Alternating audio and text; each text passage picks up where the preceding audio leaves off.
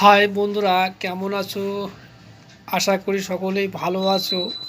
আবার অনেকে খারাপ আছো, কারণ যা শীত পড়েছে অনেকেরই ভালো না থাকারই কথা। যাদের পোশাক আশাক আছে তাদের তো কোনো ব্যাপার নাই। আর এই শীতে তো বুঝতে পারছো, প্রতিদিন আমি একই কথা বলি, জল ঘাটা, পায়খানা প্রস্রাব করা আর চান করা খুবই অসুবিধা হয়। তাও তার মধ্যে থাকতে হয়। দেখো, দেশের যা অবস্থা দেখছি, খুবই খারাপ পজিশন। বিশেষ করে আমাদের বাংলা থেকে যারা পরিযায়ী শ্রমিক হয়ে অন্য দেশে যাচ্ছে, অন্য দেশে না মানে অন্য রাজ্যে যাচ্ছে, আমার দেশের মধ্যেই যে শুনছি নাকি বাংলা ভাষায় কথা বলে নাকি বেরিয়ে দিচ্ছে। দেখো, আজকেও পেপারে দেখলাম, খুবই খারাপ লাগলো। আচ্ছা, এইগুলো কি চলছে? দেখো, বাংলা ভাষা আমাদের পশ্চিমবাংলা এবং ত্রিপুরা রাজ্যে এই ভাষাটা খুব চলে।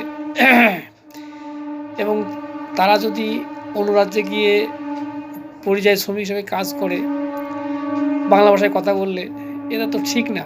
সবাই কি বাংলাদেশি?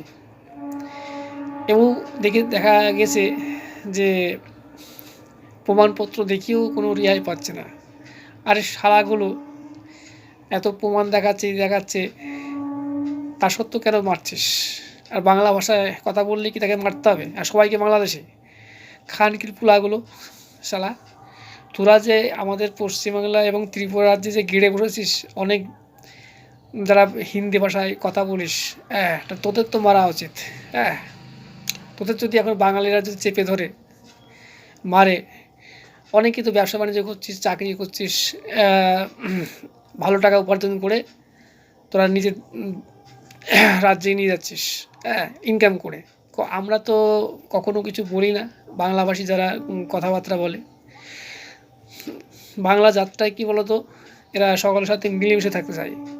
আর তোরা হচ্ছে এমন একটা জাত, শালা তোরা হিন্দি ভাষায় কথা বলিস বলে তোরা ভাবিস যে আমরা বাংলাদেশি না।